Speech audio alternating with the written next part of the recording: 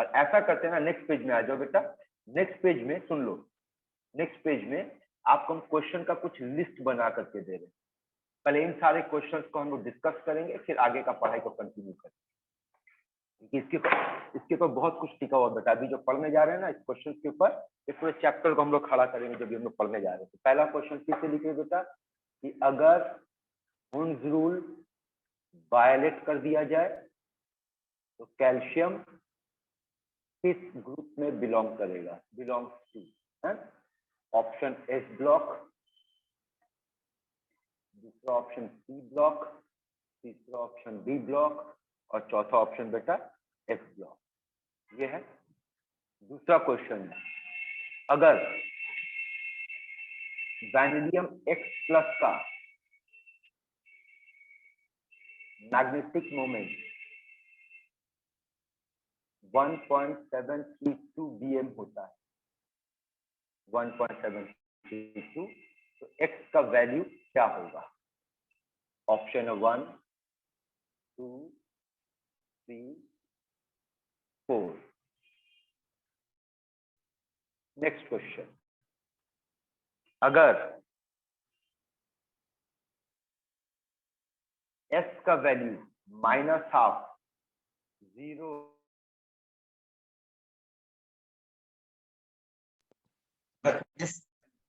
-12, 0 plus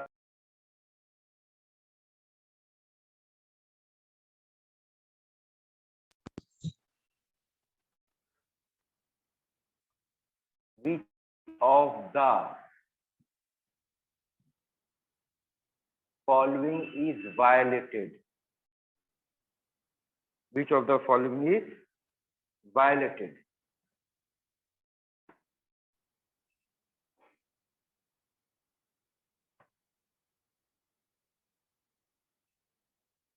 Option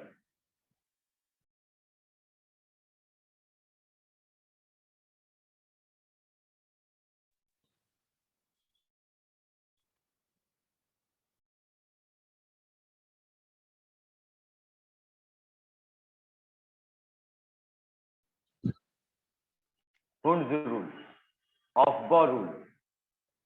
next है, तुम लोग आवाज नहीं दे रहे मेरा? हाँ सर। हाँ sir. Pauli rule and all.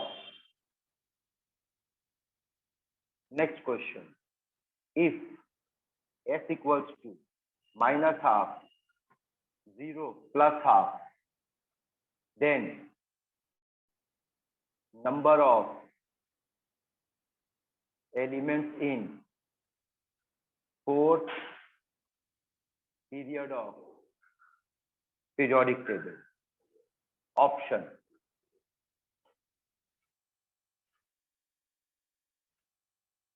the number of elements in fourth period of periodic table। option 9, 18, 27, 36। कितना क्वेश्चन दिए बेटा टोटल? 4। सॉल्व करो। D2 হবে না? बोल बेटा क्या आंसर आ रहा आप लोग का? D block sir. D block.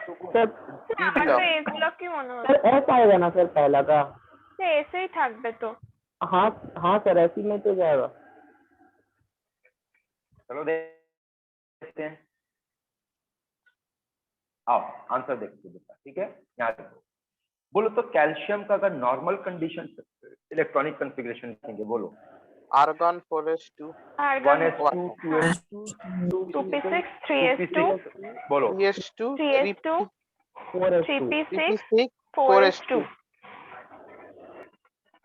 এবার হিন্স রুল না अगर ফলো अगर अगर अगर अगर अगर अगर चुप रहो, अगर अगर बेटा 3p6 के बाद 4s2 में इलेक्ट्रॉन नहीं डाल के अगर हम 3d2 में इलेक्ट्रॉन डाल देते हैं, रूल बोलता है कि 4s में इलेक्ट्रॉन डालना है।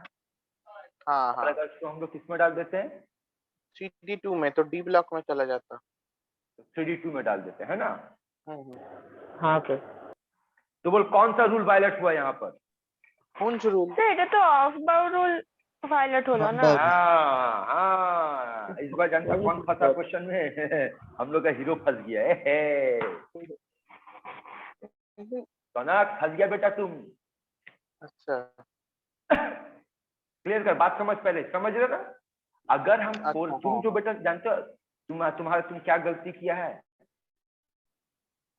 देखो तुम गलती क्या तुमको बता रहे और इस गलती को सुनने के बाद देखना तेरे पास में पानी का बोतल होगा बेटा पानी का बोतल में ढक्कन होगा दुख देख ओके सर अगर इसको अगर हम ये बोलते बेटा कि ऑफ रूल वायलेट हुआ तब आंसर होता डी ब्लॉक अच्छा हाँ है ना तो हुंजूल Yes, का sir. हुंजूल का तो जरूरत ही नहीं पड़ेगा बेटा यहाँ पे है ना तो आंसर एस ब्लॉक का एस हाँ, जी ब्लॉक सर जी सर समझे बात जी सर हाँ सर ये क्वेश्चन बहुत कॉमन सा क्वेश्चन है बेटा मार्केट में ऑफ रूल वायलेट होगा तो कैल्शियम ये आईआईटी में आया हुआ क्वेश्चन है सोचो तो लड़का लोग इतना यही तो इसीलिए तो ये क्वेश्चन घुमा के दिए बेटा कि अगर घुमा देंगे तो क्या करोगे तो आप लोग फंस गए बेटा इसमें है ना सर मेरा चलिए, ये अगला पहला question। बार था ना इसीलिए ध्यान से पढ़ लिए थे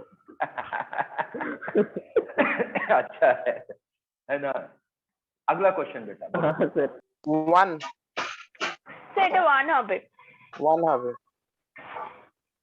अब बोल भगवान अब बोल 3 হবে अब भाई तो काट दिया यार काटने के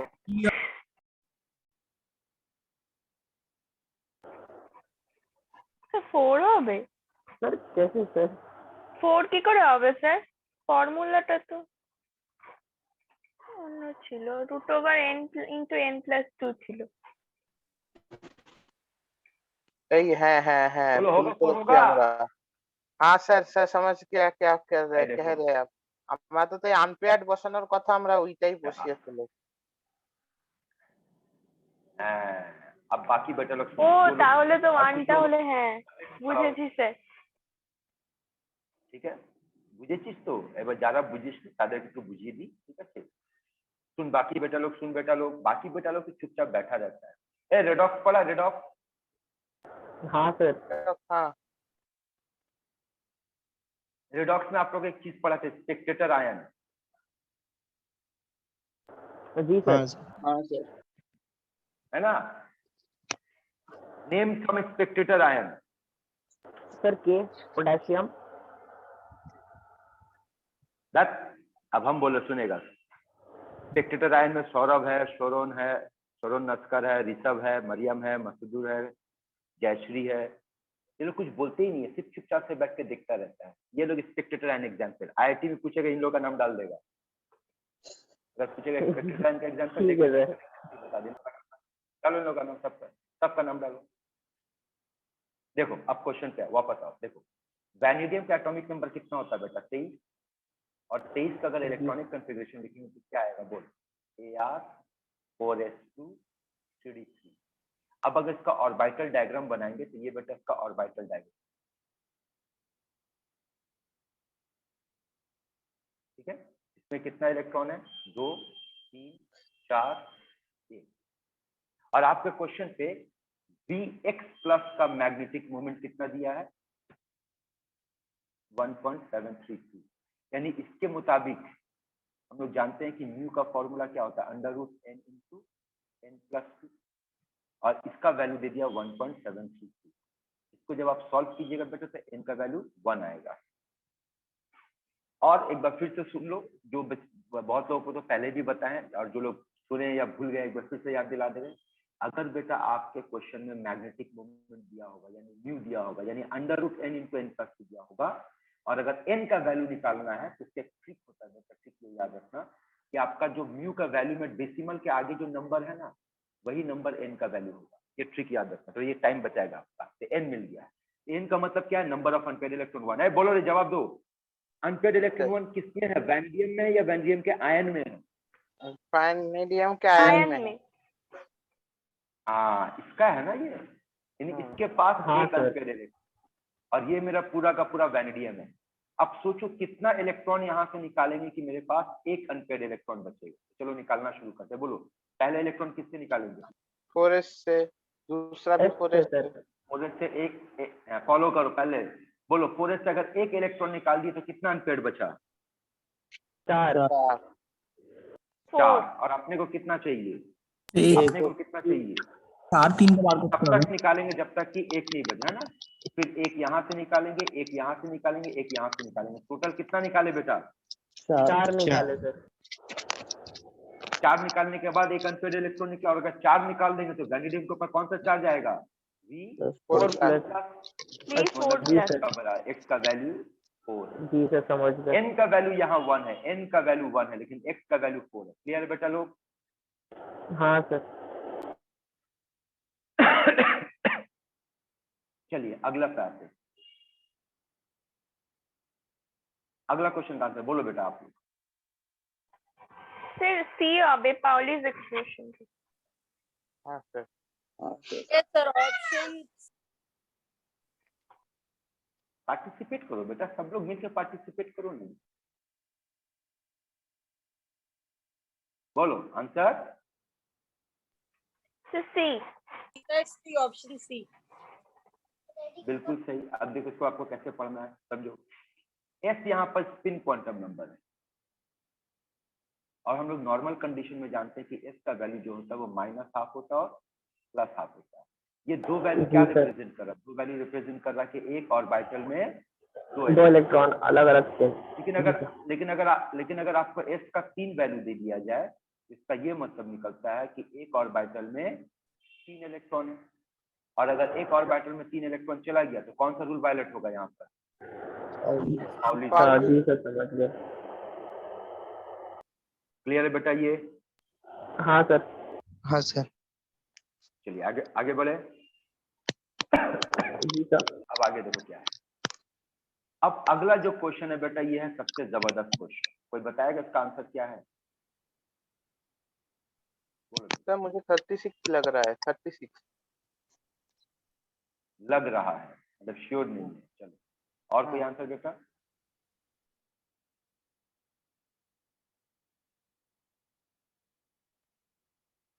और कोई आंसर बोल, बाकी लोग भी कोशिश कर।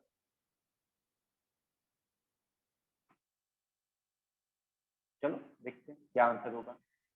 इस क्वेश्चन को आप लोग नोट करके रखे तो? जी सर। जी सर। हाँ सर। अब इसको होल्ड पे डाल दो थोड़ा देर, आगे पढ़ने के बाद वापस आएंगे, इस क्वेश्चन पे बातचीत करेंगे। अब देखो कंपैरिजन, ओल्ड वर्सेस न्यू का थोड़ा सा कंपैरिजन जानिए। और सबसे पहला काम तो आपको ये करना बेटा कि आपको पूरा पीरियोडिक टेबल याद करना। आप में से कोई है जो बोलेगा हाँ सर पूरा टेबल याद हो गया, whole table? Sir S block छोड़ के बाकी याद है। याद है। तो बस अगर एक ब्लॉक पेंडिंग है तो उसको भी निकालो बेटा, ठीक है ना। सर एस भी जरूरत और जिन पड़ेगा। लोगों का नहीं हुआ, बिल्कुल जरूरत पड़ेगा बेटा। जब हो सकता है इस चैप्टर में जरूरत ना पड़े, लेकिन जब ब्लॉक केमिस्ट्री पढ़ने बैठोगे, डीएनए ब्लॉक पढ़ने बैठोगे तो वहां जरूरत पड़ेगा। हाँ सर जी। और इसका सबसे बड़ा प्रूफ दे देंगे बेटा, आप उठा करके देखो PYQ में गैडोलियम का गैडोलियम। Yes sir. पूछा है ना क्वेश्चन। तो एक ब्लॉक हाँ। एलिमेंट का क्वेश्चन पूछ ले, इलेक्ट्रॉनिक कॉन्फ़िगरेशन पूछ ले, पूछ सकता है ना? ये आपको जी knowledge सर। होना चाहिए। दूसरी बात ये बेटा, आप डॉक्टर बनने जा रहे हैं। डॉक्टर लोग ना याद करने से पीछे नहीं हटेगा, उसको डर नहीं होना चाहिए, क्योंकि इसके बेटा डॉक्टर लोग का आगे का जिंदगी इसी पे बेस है। सारा चीज मेमोरी के ऊपर बेस जाएगा, सब कुछ इसको याद रहेगा, तो आप इससे दूर नहीं भाग सकते। और अगर आप इससे दूर भाग गए तो फिर आप गलत जगह पर है, फिर छोड़ दो नहीं तैयारी, डॉक्टर बनना छोड़ता है। अब देखो ओल्ड वर्सेस न्यू में क्या करता है। ये पुराना पीरियोडिक टेबल है, किसका है? मेंडेलिस का टेबल। और आपको ये पता होना चाहिए कि मेंडेलिस के पीरियोडिक टेबल में जो ग्रुप्स हुआ करता था उसको सब ग्रुप ए और बी में डिवाइड कर दिया गया। और साथ ही ये भी याद रखना कि ये सब ग्रुप जो ए और बी को डिवाइड किया गया था, ये किसको किया गया था? ग्रुप 1 से लेकर के 7 तक को किया गया था। ग्रुप 8 में कोई डिवीजन नहीं था, कोई डिवीजन नहीं था। बल्कि ये याद रखना आपको कि ग्रुप 8 में एक साथ 3-3 एलिमेंट को रखा गया था। अगर ये आप जाकर पढ़ोगे पुराना मतलब पीरियोडिक टेबल, तो इसमें आपको ये देखने को मिलेगा। तो ओल्ड वर्सेस न्यू में आप कैसे याद रखोगे, ये देखो।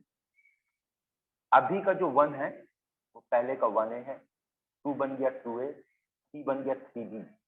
तो याद रखना पहला 2 A है, उसके बाद 3 चल रहा था, तो 3 4 5 6 7, लेकिन ये सब का सब B। उसके बाद 8 देखो तो कितनी बार लिखा गया है? 3 बार। 3 बार है ना। तो 3 बार क्यों लिखा गया है?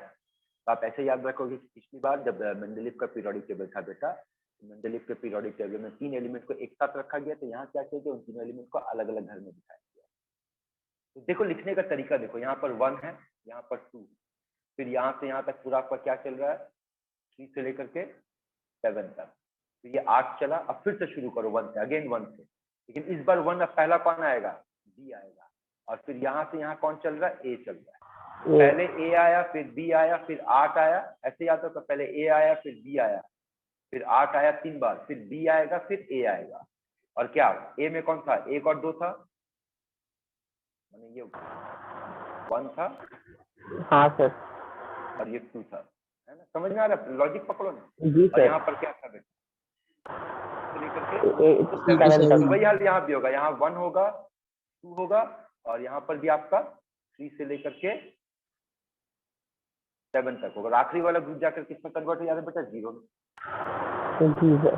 तो ये थोड़ा याद रखिए, जरूरत पड़ेगा, काम आएगा, कैसे काम आएगा,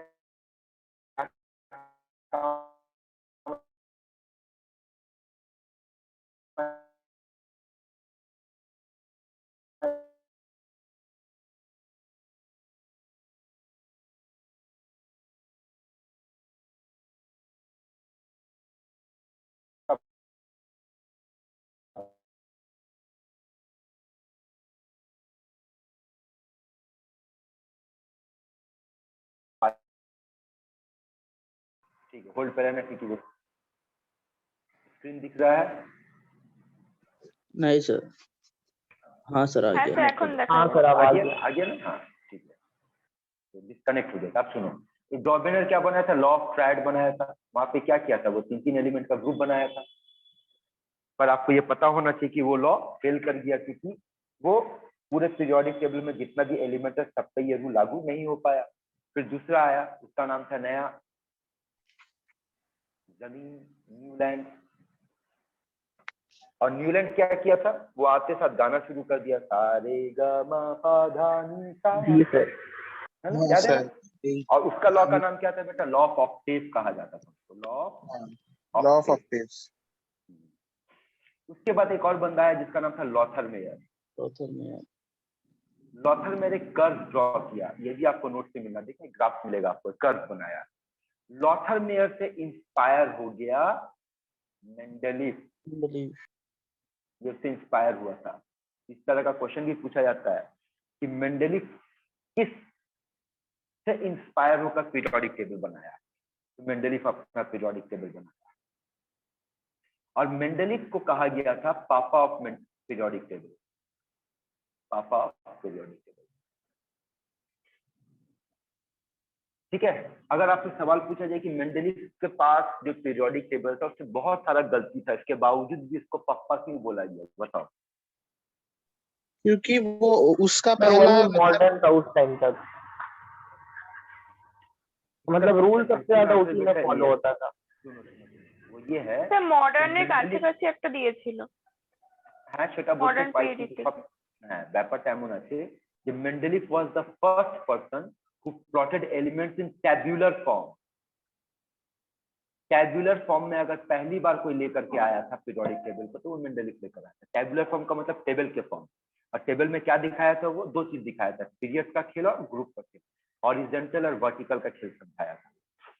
ठीक है, उसके बाद मेंडलीफ का जो पीरियोडिक टेबल था वो इंस्पायर तो हुआ था लॉथर मेयर से, लेकिन इसका जो पीरियोडिक टेबल था वो बेस्ड किस पे था, बेस्ड ऑन एटॉमिक वेट, है ना। और ये इसका गलती के अकाउंट में आता है कि मेंडलीफ का जो पीरियोडिक टेबल है वो गलत था अगर एटॉमिक वेट के ऊपर बनाया जाए। तो फिर इसको मॉडिफाई करने के लिए कौन आया, मोजली आया। और मोजली जो अपना पीरियोडिक टेबल दिया वो किसके ऊपर बेस करके दिया, एटॉमिक नंबर पर। एटॉमिक। चलो जवाब दो बेटा लोग, मेंडलीफ पीरियोडिक टेबल का नाम क्या है? Mendeleev periodic table. हाँ, मेंडलीफ पीरियोडिक टेबल का नाम था मेंडलीफ पीरियोडिक टेबल। मोजली का पीरियोडिक टेबल का नाम क्या है? Modern periodic table. Modern periodic table. Modern periodic table, ठीक है ना। लेकिन मॉडर्न के आगे भी बेटा एक मॉडर्न एक और आया, मॉडर्न के बाद भी आया, उसको नाम दिया गया long long form. Form of long periodic table. और आज के दौर पे जो हम लोग पढ़ते हैं बेटा वो यही पढ़ते हैं, long form of periodic. And ये जो long form of periodic table है इसी में आपको ये देखने को मिलेगा 1 2 3 4 5 6 7 8 9 10, ये जो 18 तक का खेला है बेटा, ये 18 का खेला कहाँ मिलेगा आपको? Long form of periodic table. अगला सवाल, long form of periodic table किसके ऊपर बेस्ड है? Electronic Atomic number. कॉन्फ़िगरेशन। हाँ, इलेक्ट्रॉनिक कॉन्फ़िगरेशन के ऊपर, ये ध्यान में आपको रखना, ठीक है ना। Long form of periodic table based on electronic configuration. यहाँ तक ठीक है बेटा लोग? हाँ सर। हाँ सर। इसलिए बेटा आपका इलेक्ट्रॉनिक कॉन्फ़िगरेशन स्ट्रांग होना बहुत जरूरी है, ठीक है। अब आगे का जो पूरा का पूरा पीरियोडिक टेबल हम लोग पढ़ने वाले हैं, समझने वाले हैं, बनाने वाले हैं, ये सब किसके ऊपर बेस करके बनेगा? इलेक्ट्रॉनिक कॉन्फ़िगरेशन के ऊपर बेस करके। कैसे? चलिए वो समझिए। अब ये बताओ, क्या आपको इलेक्ट्रॉनिक कॉन्फ़िगरेशन लिखना आता है? जी सर। चलो देख लो बेटा, आज एक चीज दिखाते हैं जो आपको शायद पता भी ना हो। क्या आप एलिमेंट का इलेक्ट्रॉनिक कॉन्फ़िगरेशन लिखना जानते हो? हाँ सर। क्या आप ब्लॉक का इलेक्ट्रॉनिक कॉन्फ़िगरेशन लिखना जानते हो? हाँ सर। हाँ सर। क्या आप ग्रुप का इलेक्ट्रॉनिक कॉन्फ़िगरेशन लिखना जानते हो? कैसे? ग्रुप 1 का इलेक्ट्रॉनिक कॉन्फ़िगरेशन क्या होता है? NS1। NS1 हाँ ग्रुप सर। 2 का क्या होता है? NS2 NS2, है ना। अब ग्रुप 18 का क्या होता है? NS2 NP6 है ना। क्या आप पीरियड का इलेक्ट्रॉनिक कॉन्फ़िगरेशन लिखना जानते हो?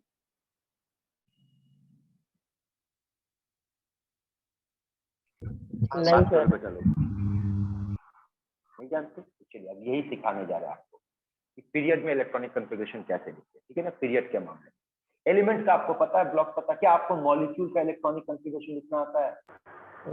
नहीं सर। हाँ सर, सिंपल मॉलिक्यूल्स का लिख सकते हैं, हम लोग को सिखाया गया। जैसे कि O2 मॉलिक्यूल का बोलेगा तो लिखेंगे सिग्मा 1 2। हाँ सर। हाँ हाँ हाँ जी सर। समझ लो आपको क्या क्या आता है। आपको एलिमेंट का लिखना आता है, आपको सिखाया गया ब्लॉक कैसे लिखना है, आप ग्रुप के बारे में पढ़े, मॉलिक्यूल्स के बारे में पढ़े। अब बेटा किसके बारे में हम लोग पढ़ने जा रहे हैं? पीरियड। पीरियड के बारे में, है ना। अब और पीरियड 1 ले लो। पीरियड 1 बोलो। पीरियड 1 में कौन कौन से एलिमेंट है बेटा? हाइड्रोजन और हीलियम, है ना। पीरियड 2 में कौन कौन से हैं? Helium, beryllium, boron, carbon, nitrogen. पर बताओ हाइड्रोजन का इलेक्ट्रॉनिक 1s1 हीलियम का क्या है? 1s2 1s2 2s1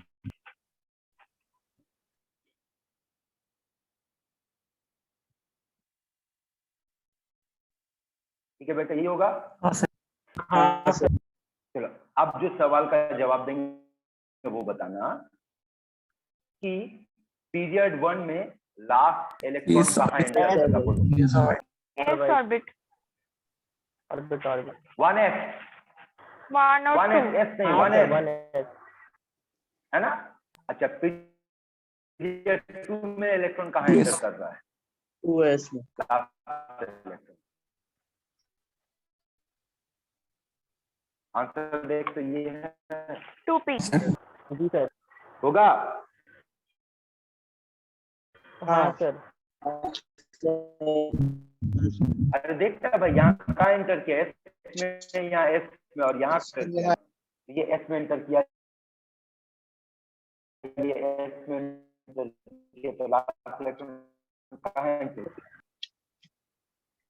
अब अगर ये समझ गए हैं तो अब आगे से अब यही है बेटा आपका खेला पूरा। यहाँ से पीरियड 1 का इलेक्ट्रॉनिक कॉन्फ़िगरेशन ये होगा, पीरियड 2 का इलेक्ट्रॉनिक कॉन्फ़िगरेशन ये होगा, ये पीरियड 3 का बेटा है, ये पीरियड 4 का है, ये पीरियड 5 का है, एंड सो ऑन। अब इसको याद रखने के लिए आपको एक लॉजिक, एक पैटर्न, एक ट्रिक दिखेगा, वो देखो। अब लॉजिक पैटर्न ट्रिक क्या है वो समझो। पहला वाला 1s वो हम लोग समझ गए, दूसरा वाला 2s है,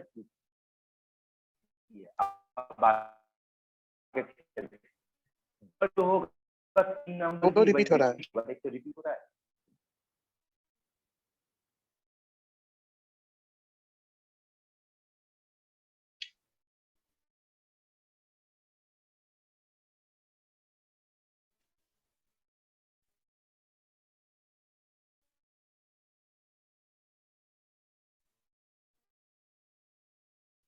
आपका बात नहीं कर रहे।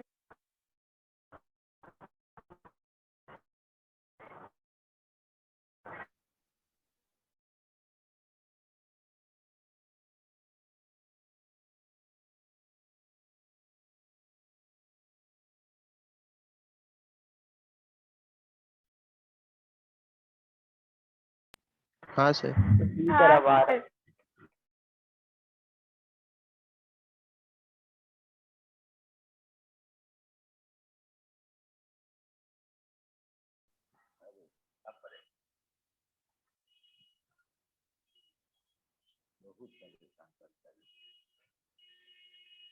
वापस आप फिर से समझो। तो ये देखो, 1 में कौन था? एस था बेटा। 2 में कौन है? एस तो था ही, कौन ऐड हो गया? पी। सी। डी। 3 में इसको रिपीट किया, 3 में रिपीट किया, देख एस पी। अब हाँ। 4 में गया तो एस एस पी एस इसको ऐड कर दिया, डी ऐड हो गया, D इसलिए add। 10 ज्यादा हो गया। डी हो गया ना ऐड? हाँ सर। हाँ सर। अब उसके बाद जो 4 में होगा 5 में रिपीट कर दो, देखो तो रिपीट हो रहा है, चेक करो तो।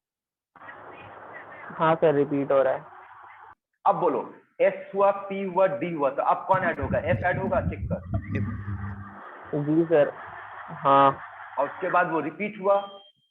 अब यही लॉजिक ऊपर से नीचे तक एक बार आप लोग अपने खुद से पढ़कर समझो तो बेटा।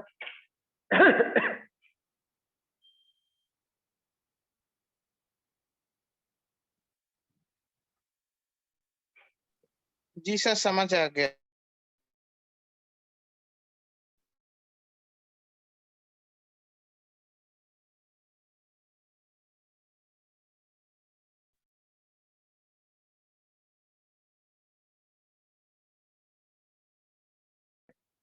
लेकिन अगर इसी लॉजिक से आप अगर आगे बढ़ते रहोगे तो देखो 8 9 10 है ना, अब क्या दिखेगा बोलो? 7 में कौन कौन है बेटा? देखो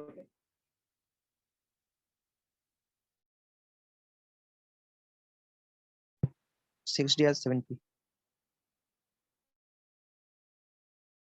बोलो। जी। इसके बाद 108 होगा शायद सर।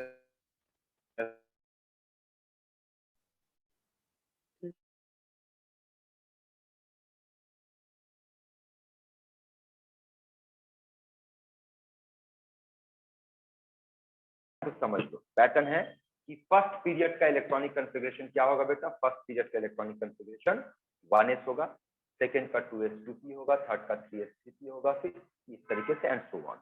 याद रखने का लॉजिक बड़ा सिंपल है, पहला वाला s होगा बेटा, ठीक है? दूसरा वाला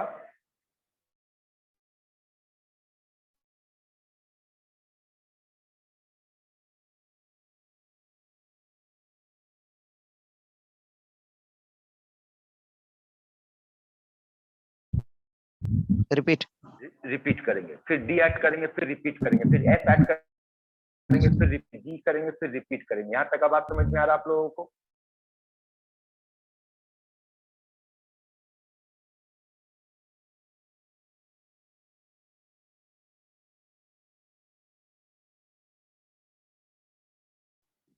फिर से एक बार,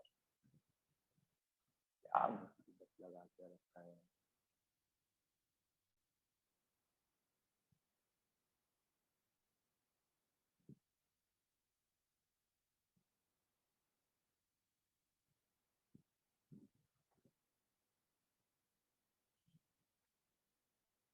बेटा लोग, आप लोग 1 मिनट होल्ड पे रुकना।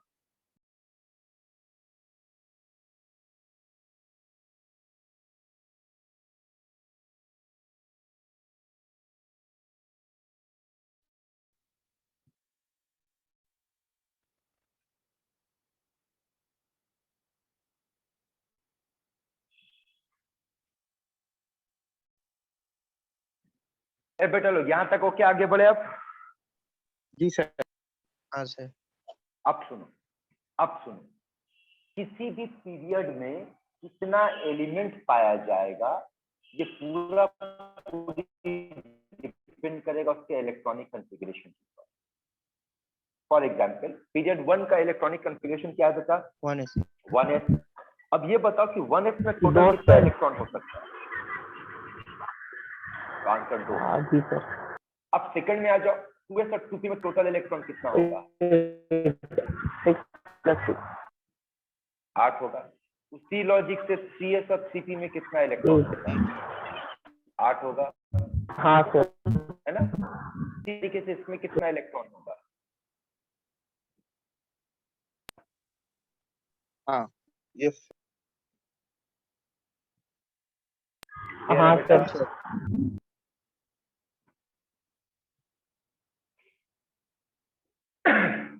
And so on. अब आओ इस वाले क्वेश्चन पे, यहाँ पे ध्यान देना। 4 नंबर पीरियड में कितना एलिमेंट होता है बेटा? 18 होता है 18 क्योंकि 9 ऑर्बिटल है। 18 है ना? 18 होता है। ठीक है, वापस आओ। आप क्वेश्चन ये दिए थे कि अगर s का वैल्यू हाफ 0 प्लस हाफ हो, इसका क्या मतलब निकलेगा? बोल, एक ऑर्बिटल में कितना इलेक्ट्रॉन है? 3 इलेक्ट्रॉन। 3 इलेक्ट्रॉन। अब आप लोग बताओ, फोर्थ पीरियड का इलेक्ट्रॉनिक कंफिगरेशन क्या है? फोर्थ पीरियड का electronic configuration 4s 3d 4p 4s 3p 4p 4p है ना? हाँ तो अगर डायग्राम ड्रॉ करेंगे तो 4s ये हुआ बेटा, 3d ये हुआ, और ये 4p हुआ। अब ये बताओ, 4s में कितना इलेक्ट्रॉन होगा? f पर क्वेश्चन 3, यहाँ पर 3, यहाँ पर 3, यहाँ पर 3, यहाँ पर 3, यहाँ पर 3, 15 कुल टोटल कितना इलेक्ट्रॉन हुआ? 27 27 27 हाँ। और अभी अभी जो हम लोग पढ़े वो ये है कि जितना इलेक्ट्रॉन होगा उतना ही एलिमेंट होगा। अगर 27 इलेक्ट्रॉन है तो कितना एलिमेंट होगा बेटा? 27 एलिमेंट।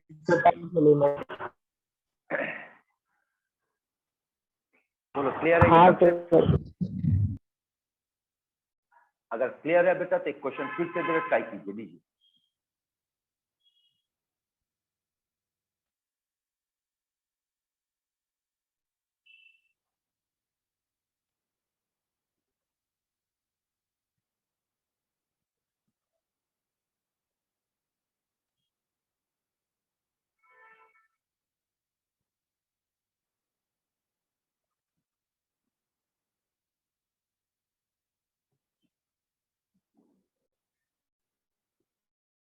चलो तो सॉल्व करते इसको बेटा।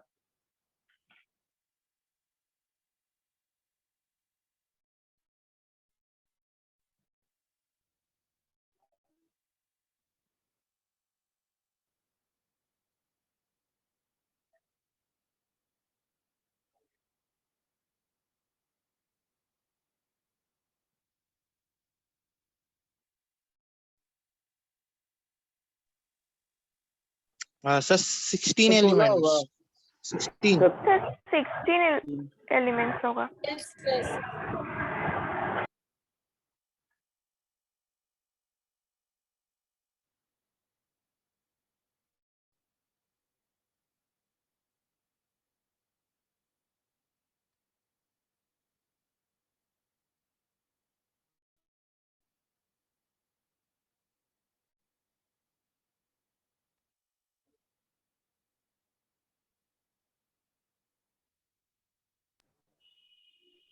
बोलो, 24 16 सबका आ रहा है? 16 कैसे सर? नहीं आया। तो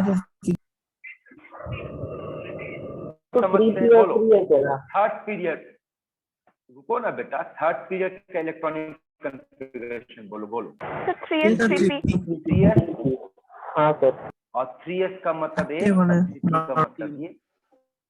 अब इसमें 4 इलेक्ट्रॉन, इसमें 4 इलेक्ट्रॉन, इसमें 4 इलेक्ट्रॉन, टोटल कितना इलेक्ट्रॉन? अच्छा सर। हाँ सर। 16 एलिमेंट होगा बेटा, जितना इलेक्ट्रॉन जी होगा। सर।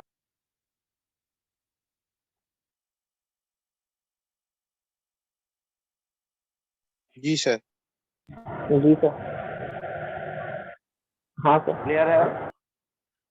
अब देखो एक ट्रिक बताते हैं। अच्छा, यहाँ तक हो गया? ये क्वेश्चन नोट किए बेटा? अगला क्वेश्चन नोट करो तो। How many elements will be present in 10th period of long form of periodic table। अगर ये सवाल डाल तो बोलो जवाब क्या होगा।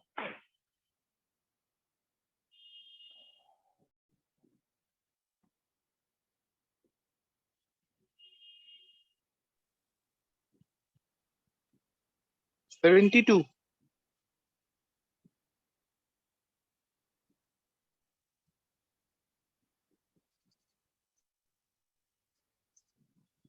$72।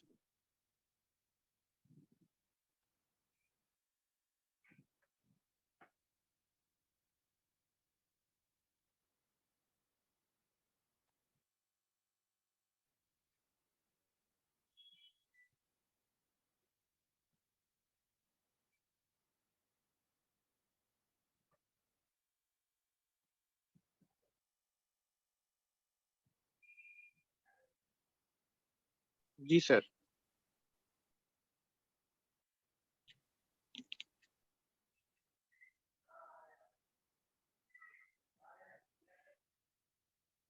होगा 72। जी सर।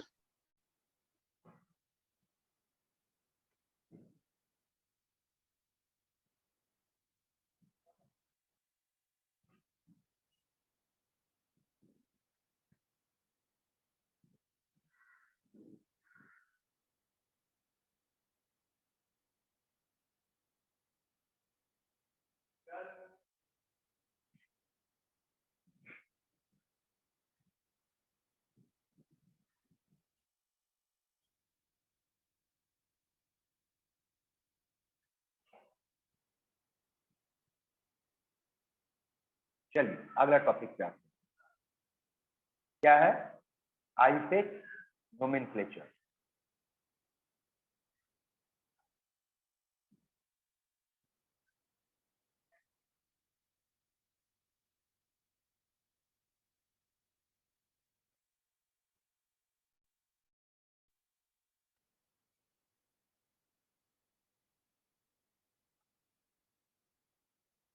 बोलो रे, आईपेक्स में बोलो। 123 का आईपेक्स में बोलो।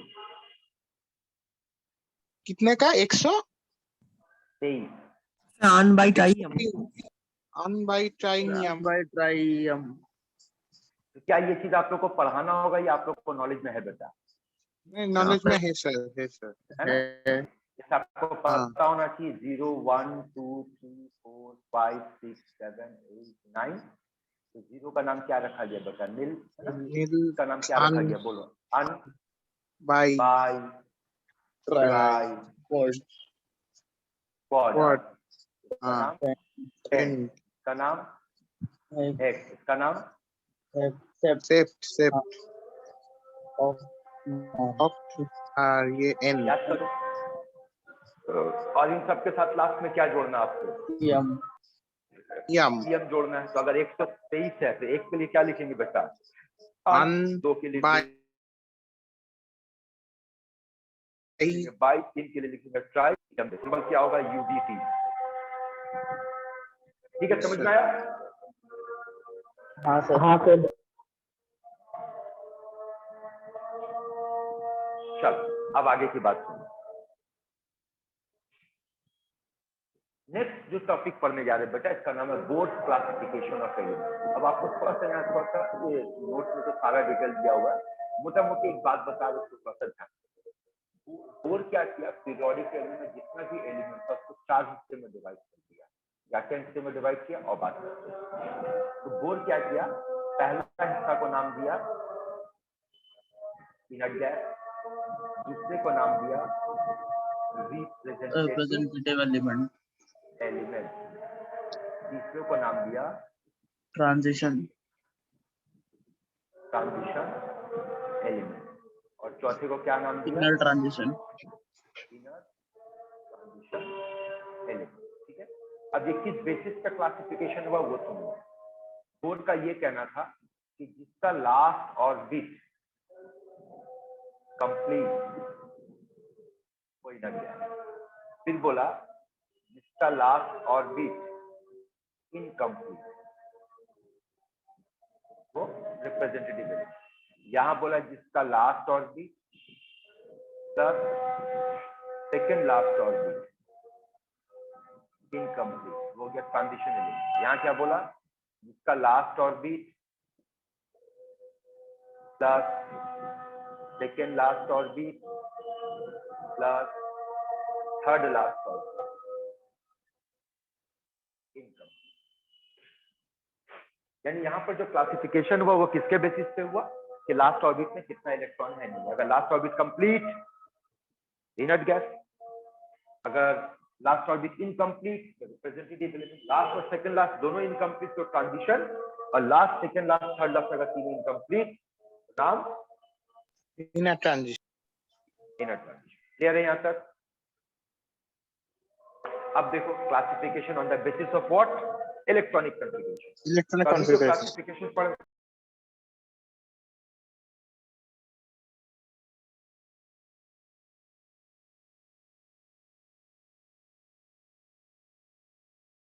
सर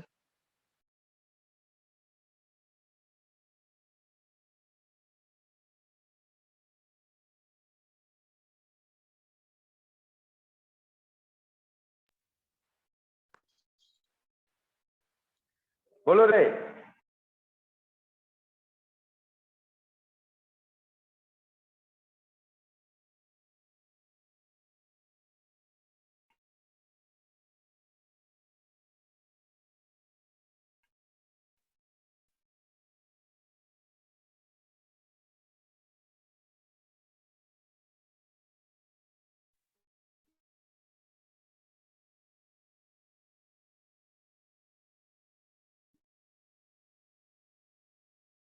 तो तुम लोग से जो सवाल बोलो कि बोर का जो क्लासिफिकेशन है वो कैसे हुआ बेटा, लास्ट ऑर्बिट में कितना इलेक्ट्रॉन उसको बेस करके, ठीक है। और यहाँ पे जो क्लासिफिकेशन है basis on what, electronic configuration.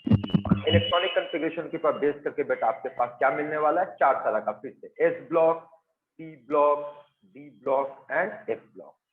तो बोर के मुताबिक चार क्लासिफिकेशन, इलेक्ट्रॉनिक कॉन्फ़िगरेशन के बेसिस पे भी चार क्लासिफिकेशन। एंड आई होप कि आप लोगों को पता होगा कि कौन सा किस ब्लॉक को बोलते हैं।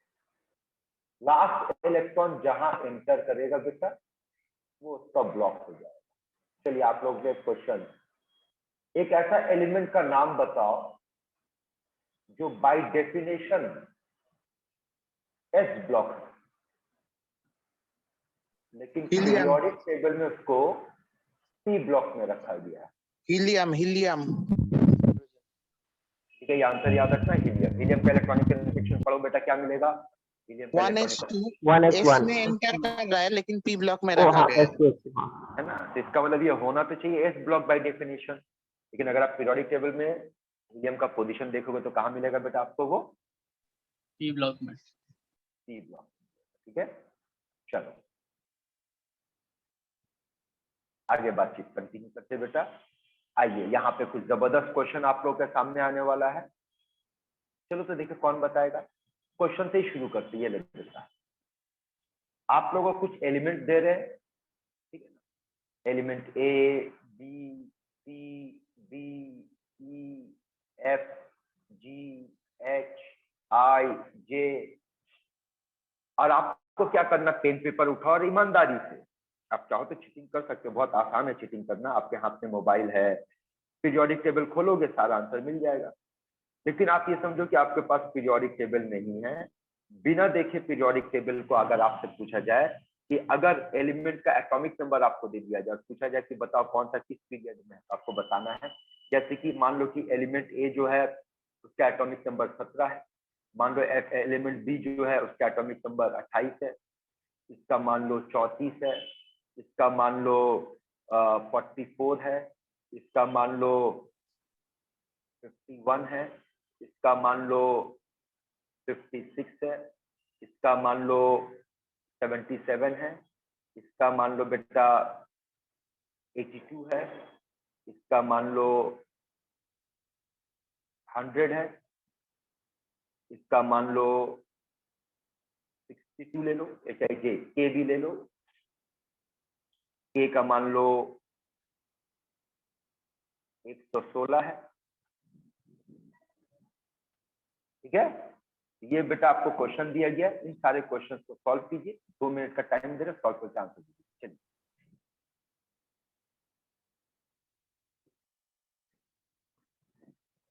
सुन बेटा, इस तरह का क्वेश्चन के लिए ना आप लोगों को कुछ एक एडवांस लेवल का तैयारी करना होगा। क्या करना होगा पहले वो एक काम से पहले पीरियोडिक टेबल रटो, बार बार बोल रहे बेटा रटो, नहीं याद होगा टेबल। अब आगे देखो, थोड़ा लॉजिक का इस्तेमाल करते हैं। अच्छा देखो, तो हमारा पीरियोडिक टेबल देखने में कुछ ऐसा होता है। हाँ सर।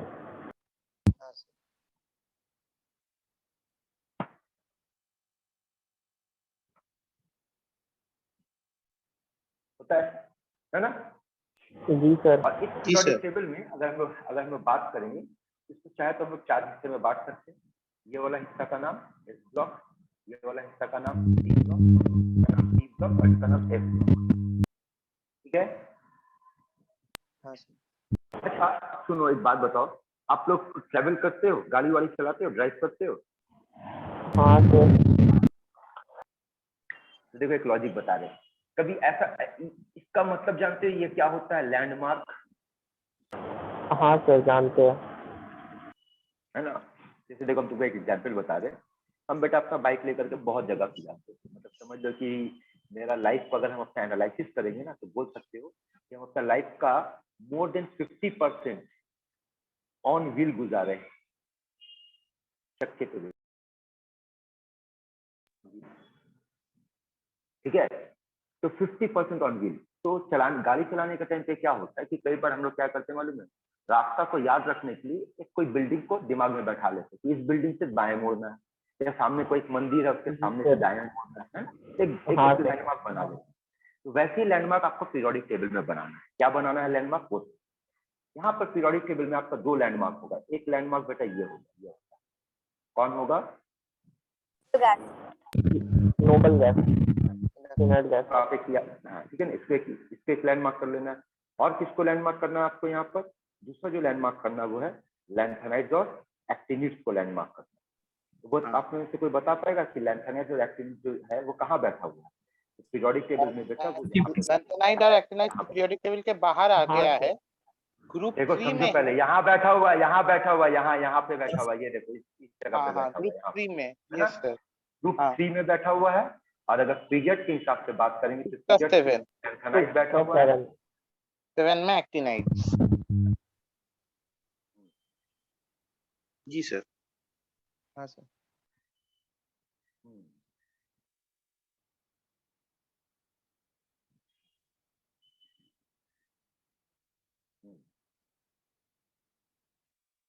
तो अब यहाँ पे आपको क्या करना है, ये देखो, आपको जो चीज यहाँ पर दिखा दे उसको याद है।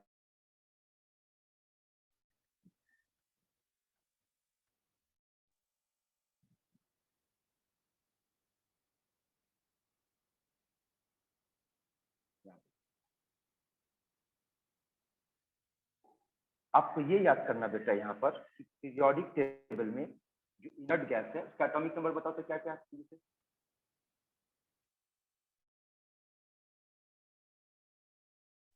क्या क्या है बोलेगा?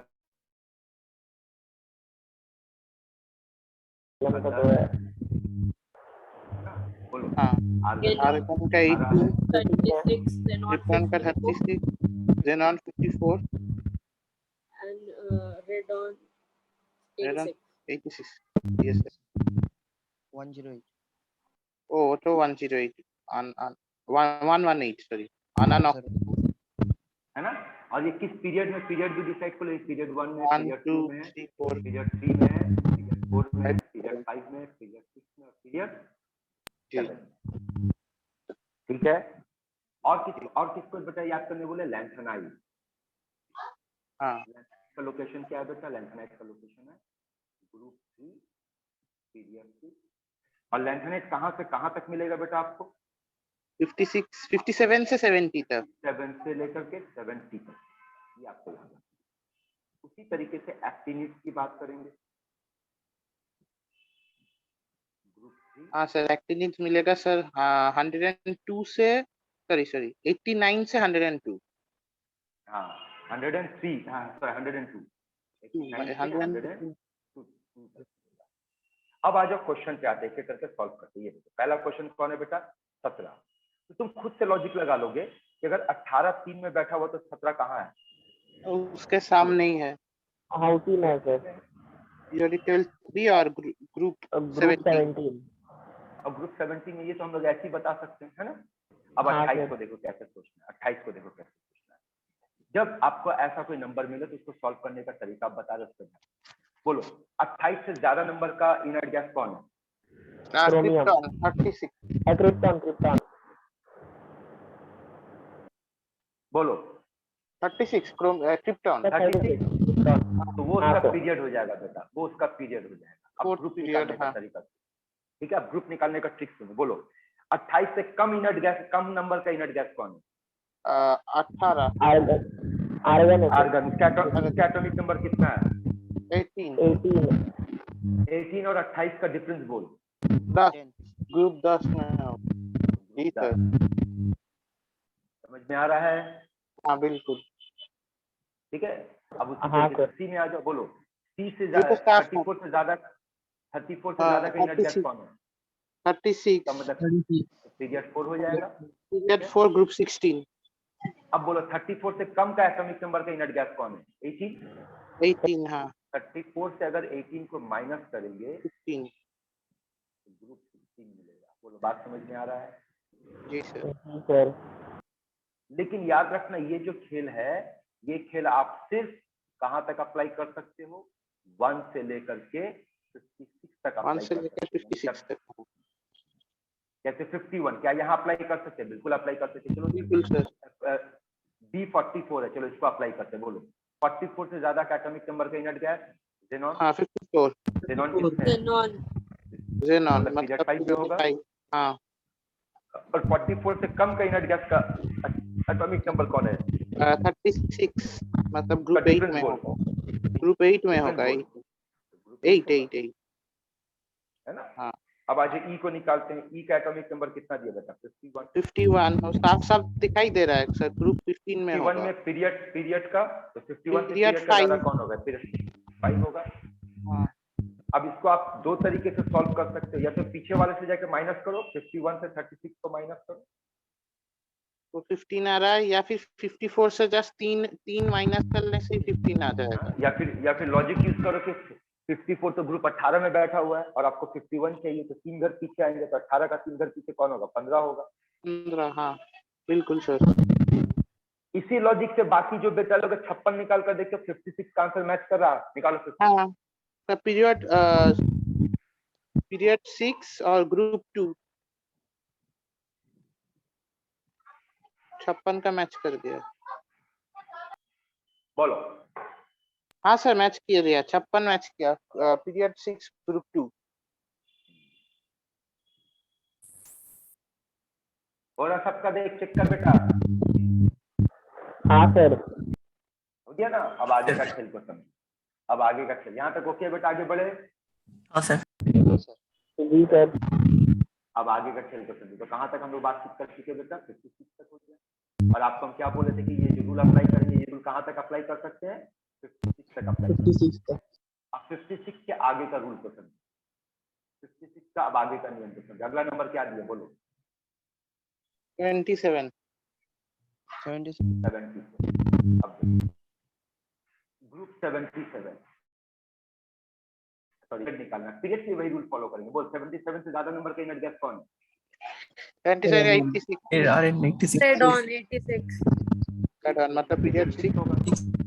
हाँ। अब आगे का खेल समझो। सुनो, आप अगर ये याद रखोगे, यहाँ देखो इसको याद रखते हो कि 70 तक कहाँ बैठा हुआ बेटा? ग्रुप 3 में बैठा हुआ, और हमको ग्रुप हाँ। निकालना है ना। और आपको कितना जाना? 77 जाना है। तो सोचो तो 70 अगर 3 में बैठा हुआ तो 77 कितना घर आगे जाएगा? 7 घर आगे जाएगा। जी सर। हाँ सर। 10 हो जाएगा। ग्रुप 10 हो जाएगा। 3 से 7 घर आगे जाओ, 10 चले जाएगा, जी सर। है ना। हाँ सर। लेकिन सर एक माइन 121 सर ग्रुप 10 में नहीं होगा सर, ग्रुप 9 में होगा तो सर, क्योंकि 71 भी तो ग्रुप 3 में है। अच्छा 71 तक, सॉरी यहाँ सब यहाँ पर लिखने में ये 71 को इसको 103 1 ये 103। अब आओ तो ग्रुप 9 में होगी।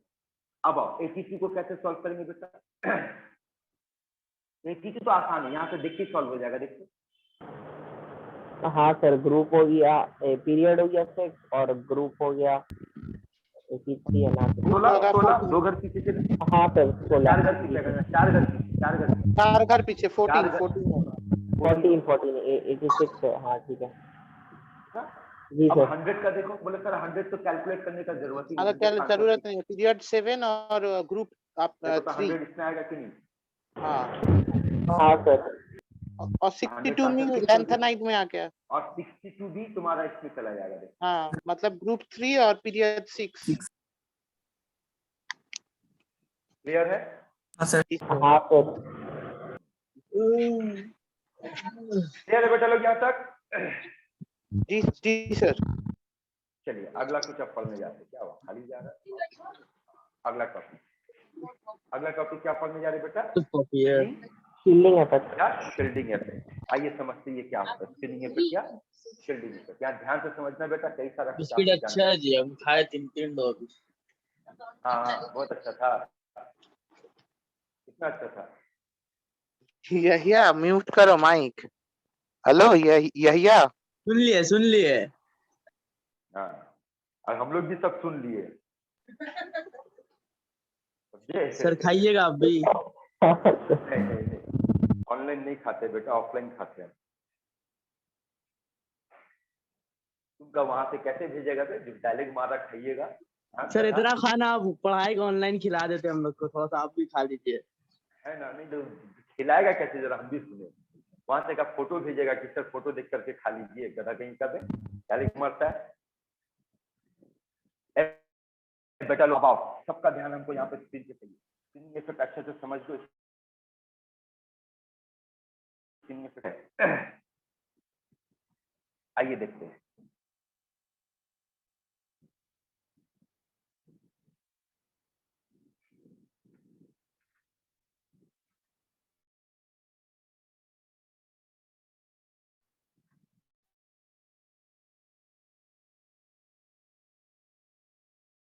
ऑर्बिट है, ये चौथा ऑर्बिट, ये डिफरेंट ऑर्बिट।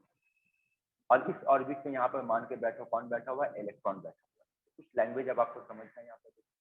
ये इलेक्ट्रॉन अंदर की तरफ अट्रैक्ट होगा, और अट्रैक्ट कौन करेगा? न्यूक्लियस। न्यूक्लियस का अट्रैक्शन का रीजन क्या है? उसका charge, that is called nuclear charge. और न्यूक्लियर चार्ज को बेटा हम लोग यहाँ रिप्रेजेंट करेंगे, जो सिंबल है वो किससे रिप्रेजेंट करेंगे? Z। और न्यूक्लियर चार्ज यहाँ पर किस प्रॉपर्टी को रिप्रेजेंट करेगा? न्यूक्लियर चार्ज यहाँ पर रिप्रेजेंट करेगा अट्रैक्शन प्रॉपर्टी। यहाँ तक क्लियर है बेटा? जी सर। अब सोचो, ये पहला ऑर्बिट है, ये दूसरा है, ये तीसरा, ये चौथा है। ये बताओ कि ये जो 4 ऑर्बिट में से क्या ये 1 2 3 खाली होगा? ये यहाँ पे भी इलेक्ट्रॉन बैठा होगा, वहाँ पर होगा भी इलेक्ट्रॉन? बैठा होगा ना सर होगा इलेक्ट्रॉन। हाँ, और ये इलेक्ट्रॉन इस इलेक्ट्रॉन को क्या करेगा? बाहर की तरफ धक्का देगा। तरफ धकेला। हाँ हाँ धक्का देगा। ठीक है, इस रिपल्शन को आप कहोगे screening,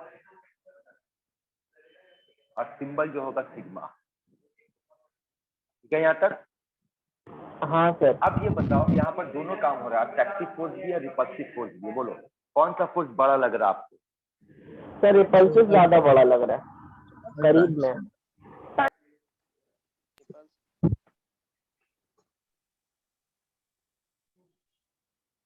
sir of course attraction ज्यादा होगा ना, अगर रिपेल ज्यादा होता तो बाहर चला जाता ना। हाँ तो कौन ज्यादा है यहाँ पर? Attraction force. ऐसा नहीं होगा तो अट्रैक्टिव फोर्स, अट्रैक्टिव फोर्स ज्यादा है।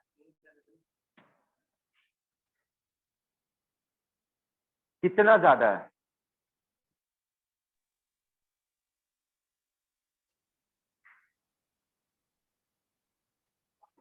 मतलब बहुत ज्यादा है,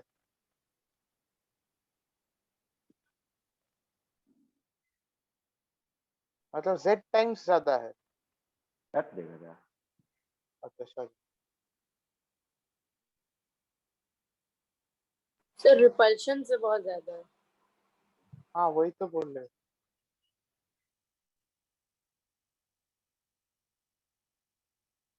वो तो Z टाइम्स प्रोटॉन बैठा है ना अंदर। रख देगा।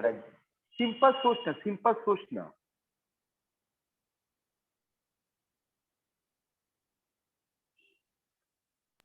বুঝতে পারছি না। স্যার অ্যাট্রাকশনটা একটু কমে যাবে কিন্তু স্ক্রিনিং এর থেকে তো বেশি হবে। এবার কতটা বেশি? Sir Z minus sigma. হ্যাঁ, এটা মাইনাস।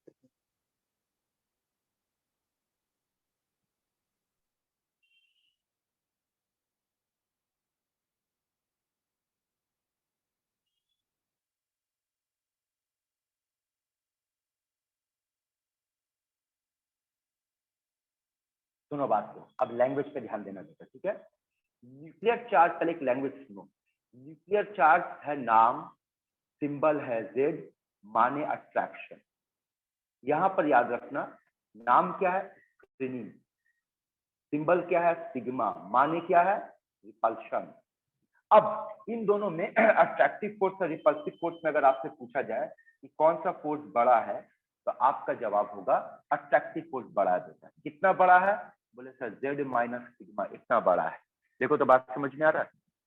हाँ सर। क्या बड़ा है ना भाई, क्योंकि यहाँ पर अट्रैक्टिव फोर्स बड़ा है। अगर रिपल्सिव फोर्स बड़ा होता तो क्या होता है बेटा, इलेक्ट्रॉन ऑर्बिट छोड़ के कहाँ चला जाता, बाहर भाग जाता है ना। इसका नाम क्या, जेड माइनस सिग्मा। और इसको रिप्रेजेंट करते जिस सिंबल से बेटा, उस सिंबल का नाम है जेड स्टार, या फिर इसको हम लोग बोलते हैं ZESS। अब इसका नाम क्या है, इसका नाम है इफेक्टिव न्यूक्लियर चार्ज। चार्ज। और जी ये सर। किसको रिप्रेजेंट करेगा, ये रिप्रेजेंट कर रहा है नेट अट्रैक्शन को। Net attraction. तो मोटा मोटी बात फिर से समझ बेटा, तीन चीज आपको यहाँ पकड़ा है, उसको पकड़। क्या क्या, नाम,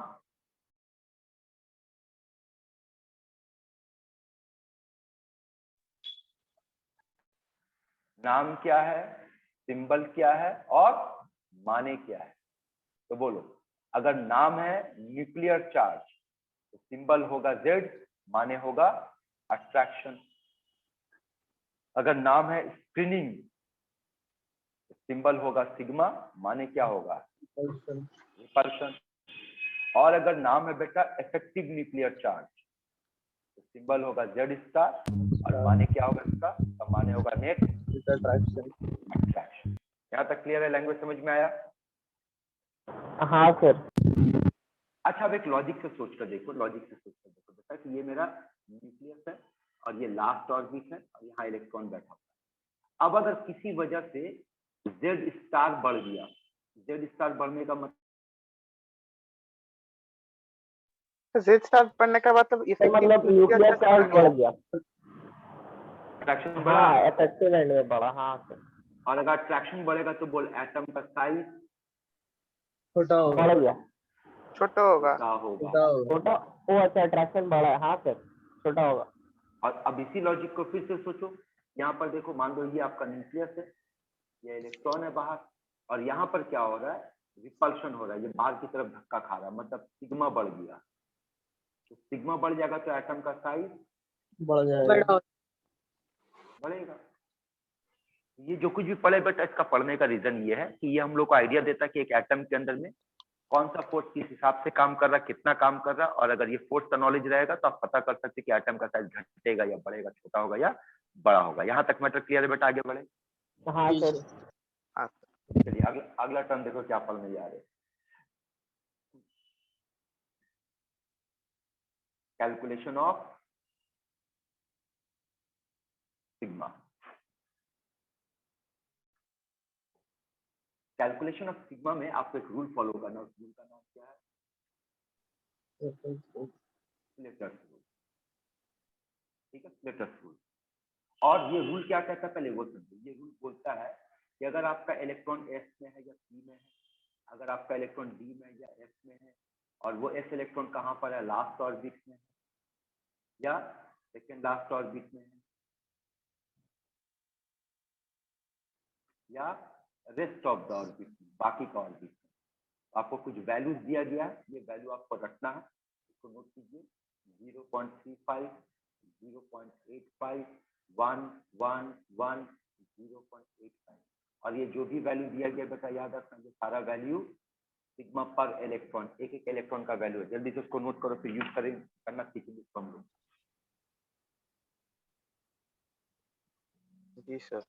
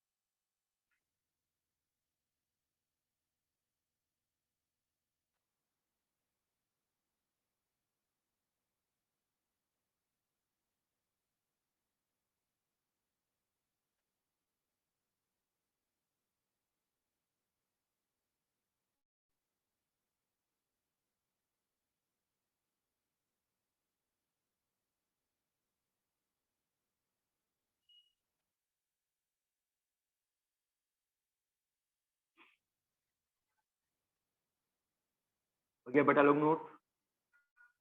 जी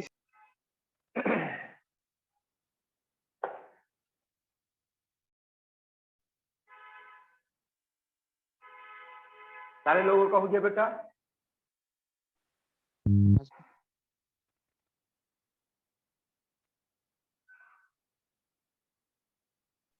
हाँ सर।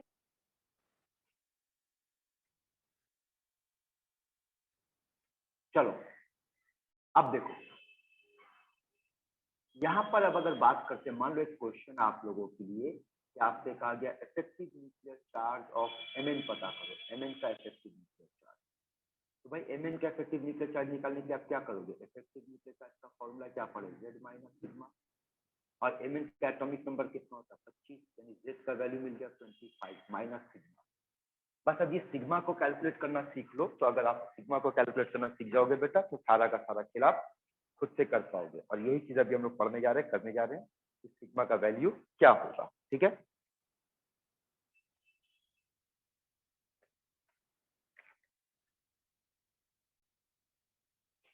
सबसे पहले आप लोग बताओ, what is the electronic configuration of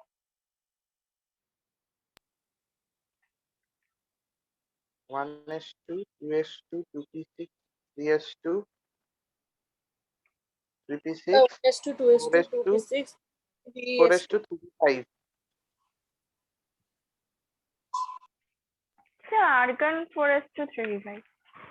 हाँ है ना? correct. अब देखो, हम दोबारा लिख रहे हैं, आप लोग बोलना सही लिया, आप लोग जो बोले ठीक है, हम फिर से लिख रहे हैं बेटा, फॉलो करना। Mn का एटॉमिक इलेक्ट्रॉनिक कॉन्फ़िगरेशन लिखा, आप लोग बोलना सही लिखे, यानी ना 1s2, 2s2, 2p6, 3s2, 3p6 के बाद बोल क्या आएगा? 4s2, 3p5. 4:3D5। 4:3D5 बोल, सही लिखे या गलत लिखे? जी बिल्कुल सही लिखे। हाँ सर। सही है, सोच ले फिर से हाँ बोल। सर। तो एनर्जी बेसिस से नहीं, हाँ एनर्जी सर, वो 3D आगे होता। हमसे ऑर्बिटल बेसिस। क्या ये गलत है? यही चीज जानना चाह रहे, बात करना रे गधे लोग। नहीं सर, गलत नहीं है तो सर, ठीक है, अच्छा मैंने ऐसे लिख सकते हैं लेकिन।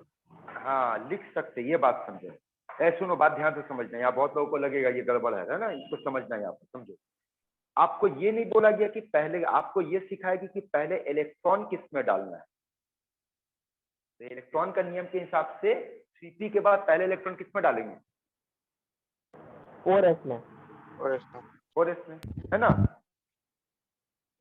हाँ सर।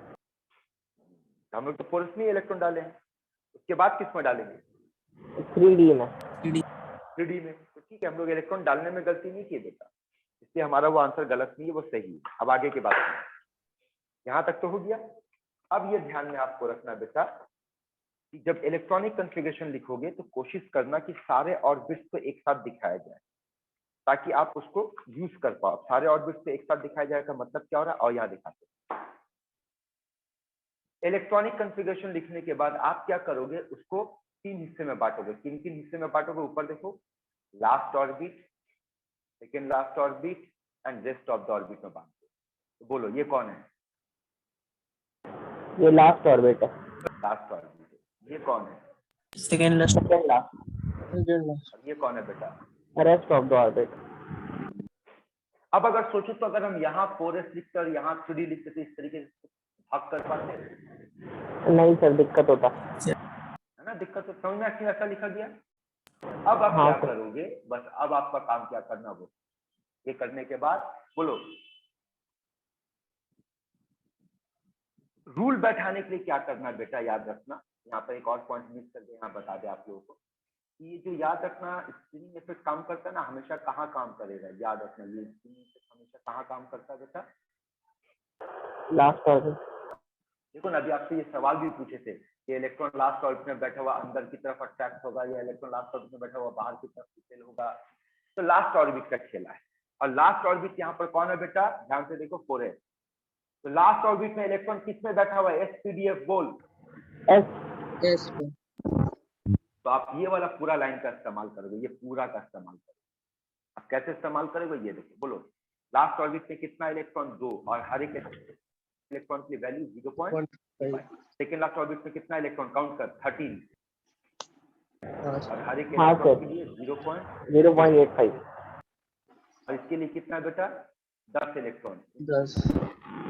ये सिग्मा का वैल्यू आएगा। बोल, समझ में आ रहा है? हाँ सर। हाँ सर। बस अब एक आखिरी नियम पे आ रहा है, वो ध्यान से सुनो। आखिरी नियम ये है बेटा कि निकालने के टाइम पे आपको क्या करना है कि लास्ट ऑर्बिट में जितना इलेक्ट्रॉन होगा, कितना इलेक्ट्रॉन है लास्ट ऑर्बिट में? बोल। 2 इलेक्ट्रॉन। 2 नहीं लेना, आप उसको 1 लोगे। मतलब लास्ट ऑर्बिट में जितना भी इलेक्ट्रॉन होगा, आप उतना इलेक्ट्रॉन नहीं लोगे, उससे कम लेना आपको। क्यों कम लेना वो भी समझ लो।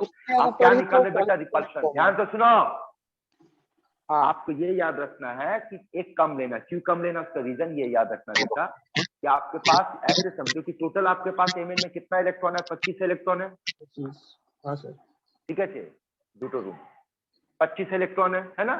25 में से याद रखना आपको क्या करना है कि ये मानना है कि एक इलेक्ट्रॉन धक्का खाएगा और 24 मिलकर धक्का देगा। ठीक है, एक धक्का खाएगा और 24 धक्का देगा। समझ में आ रहा बात?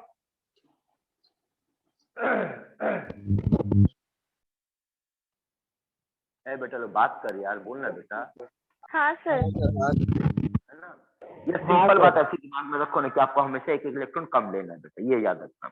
अब ये सॉल्व कर लो, सॉल्व करके जो सिग्मा का वैल्यू आएगा उस सिग्मा का वैल्यू यहाँ बैठाओ, सॉल्व करो, बन जाएगा। अब अगर ये आपको नियम समझ में आ गया बेटा, तो आइए आपकी प्रैक्टिस का टाइम आया। प्रैक्टिस पहले क्वेश्चन आपको पता करना, जेड स्टार किसका? लिथियम का सोडियम का, पोटेशियम का, कार्बन का, नाइट्रोजन का, ऑक्सीजन का। चलो तो लग जाओ तो काम पे बेटा, उठाओ पेन पेपर, सॉल्व करो।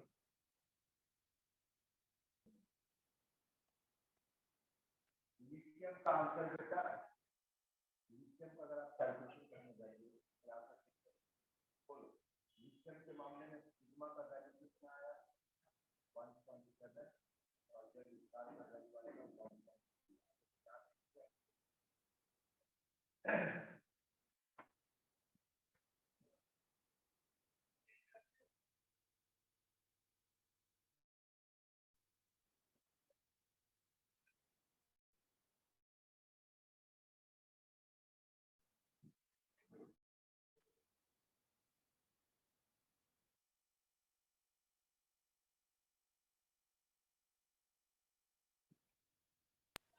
Sixteen point eight.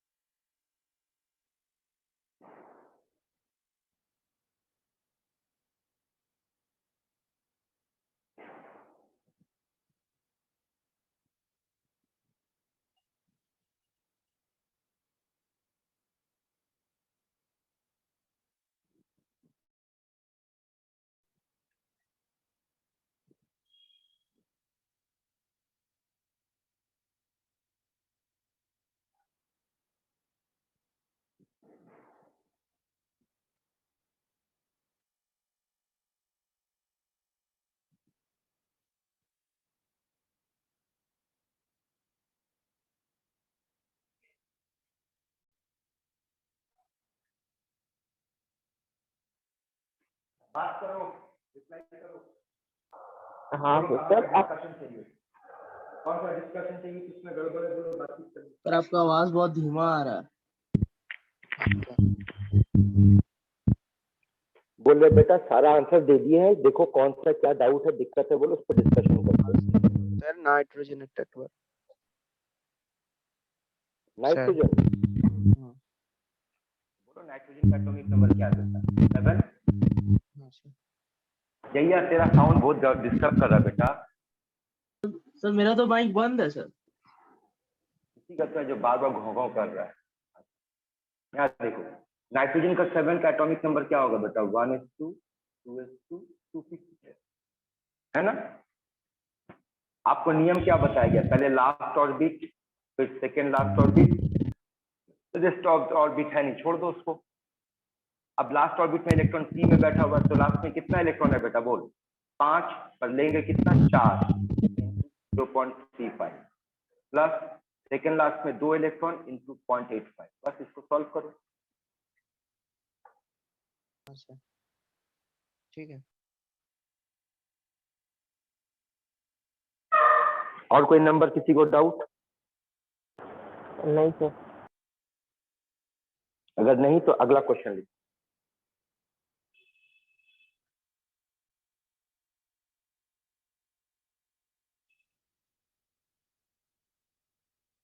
अगला question, calculate Z star for helium plus, lithium 2 plus, beryllium 3 plus, sodium 10 plus, calcium 19 plus.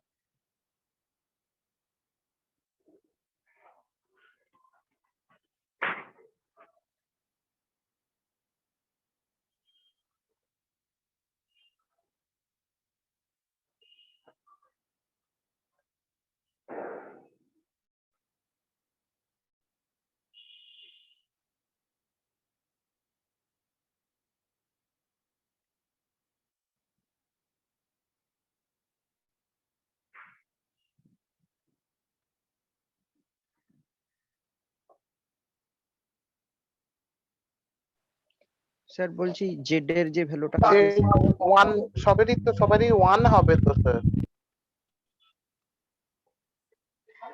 हाँ সবার आंसर सुन ए रुको बात करना बे रिको बात करो मेरे से बात करो अभी कोई कुछ नहीं बोलेगा जितना पूछेंगे उतना ही बोलेगा बोल ये जो क्वेश्चन दिए बेटा सारे में कितना इलेक्ट्रॉन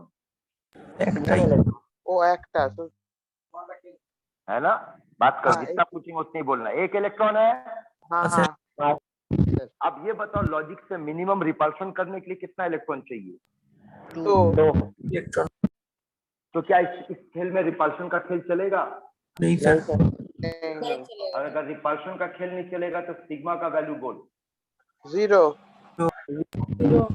और Z का अगर equal to सिग्मा का Z. वैल्यू तो z इज इक्वल टू क्या हो जाएगा जेड स्टार हाँ स्टार्ट इसका z स्टार कितना होगा जो इसका एटॉमिक नंबर 2 3 4 चार, 11 और 20 11, क्या 20, आंसर हाँ। होगा हाँ जी सर इसका सीधा मतलब क्या निकल रहा है देखते ये बोल सकते हैं कि sigma for both species this is equal to atomic number zero हाँ है ना Yes, sir. हाँ। बोथ स्पीसीज के मामले में effective nuclear charge will be equal to nuclear charge जी, क्लियर है sir. बेटा लोग कंसेप्ट बिल्कुल सर यस सर आगे बढ़े हाँ यस सर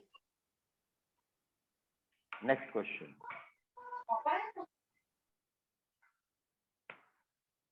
चलो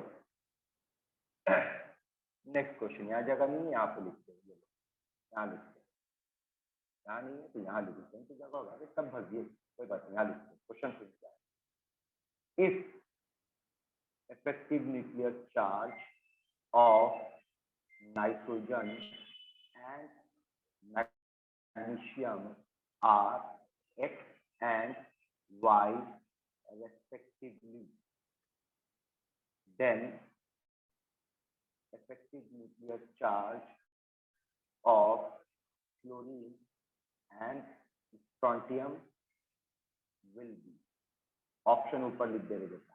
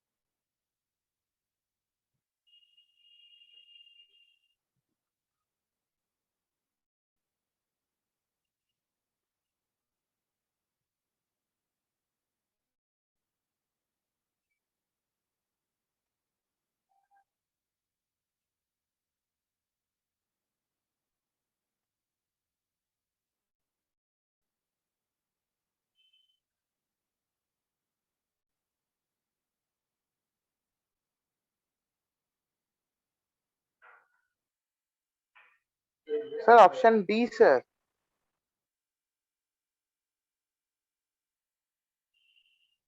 अब देखो इस क्वेश्चन को सॉल्व करने के लिए क्या करना है बेटा वापस इस पेज में आओ अब ये देखो कुछ इन्फॉर्मेशन दे रहे पहले सुनो यहाँ देखो इन्फॉर्मेशन क्या है ये याद रखना कि किसी भी मामले में ऐसे याद रखना कि इफेक्टिव न्यूक्लियर चार्ज अगर आप टॉप टू बॉटम जा रहे हो बेटा तो याद रखना टॉप टू बॉटम क्या पाया गया effective nuclear charge constant accept first member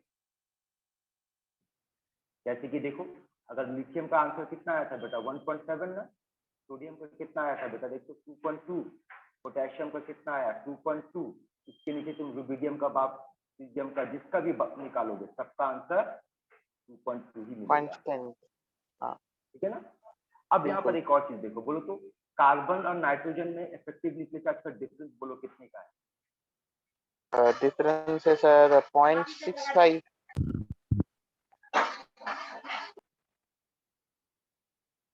बोलो कितने का डिफरेंस 0.65 है ना डिफरेंस का मतलब इसको कंपेयर करना बेटा इसको कंपेयर कर बोल कितने का डिफरेंस है 0.65 अब बोल इसमें कितने का डिफरेंस है 0.65 ये मतलब निकलेगा कि इफेक्टिव न्यूक्लियर चार्ज अगर आप लेफ्ट टू राइट जाओगे तो 0.65 इंक्रीज करेगा पर एलिमेंट, हर एलिमेंट के हिसाब से 0.65 इंक्रीज करेगा। ये आपका सबसे मेन खेला है बेटा, अभी तक जो पढ़े ना ये इसका निचोड़ है, इसको याद कर लो। क्या याद रखेंगे? Effective nuclear charge top to bottom constant होगा एक्सेप्ट फर्स्ट एलिमेंट, और effective nuclear charge left to right क्या होगा 0.65 करके बढ़ेगा हर एक एलिमेंट के हिसाब से। ठीक है, अब अगर ये बात आप याद रख सकते हो तब आ जाओ वापस इस क्वेश्चन पे। अब बताओ, यहाँ पर आपसे पूछा गया है इस क्वेश्चन में कि अगर नाइट्रोजन का कितना है भाई x, तो नाइट्रोजन के बाद कौन आएगा? ऑक्सीजन आएगा, तो ऑक्सीजन का कितना होना चाहिए? x plus 0.65, अब फ्लोरीन का कितना होना चाहिए? x plus x plus 0.5 plus 5 plus 0.65 माने x plus 1.3 है ना, तो आंसर हो जाएगा x plus 1.3। और अगर टॉप टू बॉटम बात करेंगे बेटा तो मैग्नीशियम का अगर दिया हुआ y, मैग्नीशियम के नीचे कौन है? कैल्शियम का भी y, कैल्शियम का भी y, स्ट्रोंटियम का भी y होगा, y होगा भी होगा। देख लो क्लियर है कि चेक करो बेटा। जी सर बिल्कुल।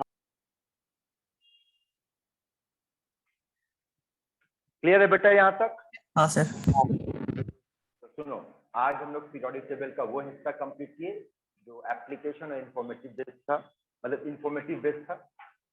अब आपके पास आएगा बेटा एप्लीकेशन, पूरा खेला पीरियोडिक प्रॉपर्टीज। अब इसमें हम लोग क्या क्या बात करने वाले हैं? अब बहुत कुछ बात होगा, एटॉमिक रेडियस, आयनाइजेशन पोटेंशियल, हाँ ये सब पे बात होगा। Electron atomic radius, ionization energy, electron affinity, इन सब पे बात होगी। और इन हाँ, सब पे बात करने में तभी मजा आएगा जब बेटा आप पीरियोडिक टेबल को याद रखोगे, तब आप समझ पाओगे लेफ्ट टू राइट खेला क्या होगा, टॉप टू बॉटम क्या होगा, कहाँ गड़बड़ होगा। तो अगले क्लास का टास्क यही है बेटा कि पीरियोडिक टेबल याद करके आइए। ठीक है? हाँ यस सर। हाँ सर। ठीक है बेटा, आज का क्लास यहीं तक